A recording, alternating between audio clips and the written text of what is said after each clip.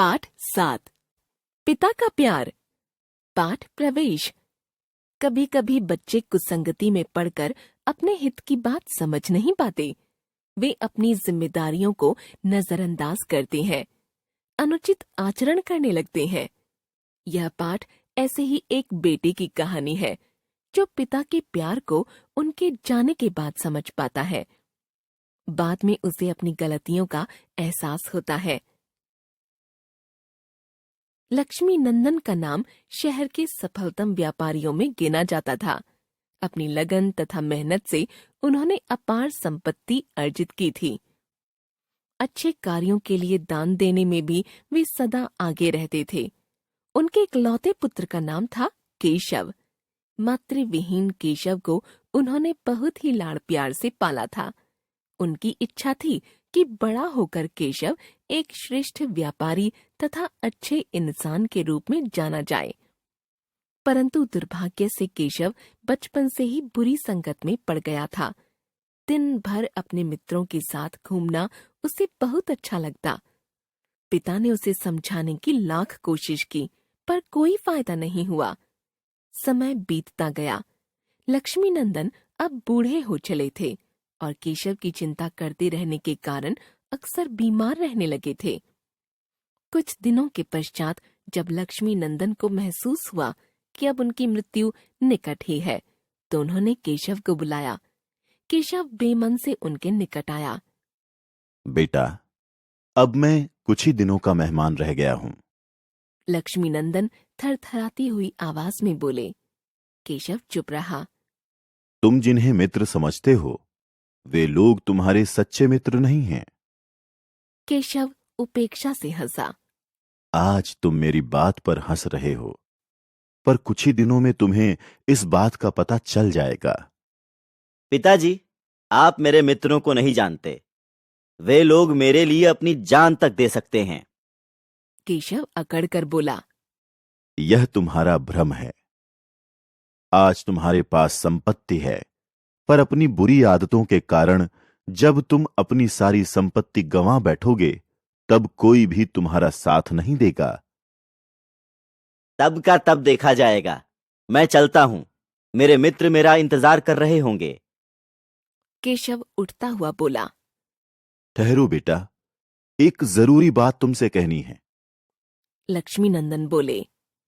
मैंने हमेशा तुम्हारी भलाई के बारे में ही सोचा है, लेकिन यदि दुर्भाग्य से भविष्य में तुम कंगाल हो जाओ, तो सारे मित्र तुमसे दूर भागेंगे। ऐसी स्थिति में जब तुम स्वयं को अकेला महसूस करने लगो और तुम्हारे मन को शांति की तलाश हो, तो एक बार राम मंदिर के पीछे वाले पीपल के पेड़ के दर्शन करने अवश्य जाना। वहां एक बड़ा सा काला और भारी पत्थर है। कहते हैं, जो उस पत्थर को उठाकर एक तरफ रख देगा, उसकी सब मुश्किलें दूर हो जाएंगी। लेकिन यह बात तुम किसी अन्य को ना बताना। बहुत अच्छा। अब अगर आपका उपदेश समाप्त हो गया हो तो कृपा करके मुझे जाने दें। केशव गुस्से से बोला। लक्ष्मी नंदन मौन रहे। केशव उठकर चल दिया। कुछ ही दिनों बाद लक्ष्मी नंदन स्वर्ग सिधार गए। अब तो केशव को कोई रोकने टोकने वाला भी नहीं रहा। केशव खुले हाथों से रुपया खर्च करता गया। मित्र भी उसे बढ़ावा देते। बहुत जल्द ही सारी संपत्ति समाप्त हो गई। केशव कंगाल हो गया। सारे मित्र धीरे धीरे उसका साथ छोड़कर चले गए। मित्रों के प्रति उसका हृदय घृणा से भर गया, पर अब क्या किया जा सकता था। रह रहकर उसे अपने पिता की बातें याद आती और वह रो पड़ता। केशव निराश हो गया। अंतिम समय में पिता द्वारा बताई गई सारी बातें उसे याद आईं। उसके पैर उसे अपने आप राम मंदिर तक ले आए। उसने आसपास नजर दौड़ाई। समीप ही उसे पीपल का एक पेड़ नजर आया।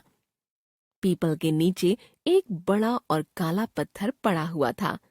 केशव पेड़ के निकट गया। उसने पत्थर उठाने की कोशिश की, पर वह पत्थर नहीं उठ पाया। पत्थर जमीन में गड़ा हुआ था। कुछ देर की खोजबीन के बाद उसने एक नुकीला पत्थर ढूंढ निकाला। इस पत्थर की सहायता से वह गड़े हुए पत्थर के आसपास की जमीन खोदता गया। घंटों की मेहनत के बाद गड़ा हुआ पत्थर कुछ कुछ हिलने लगा।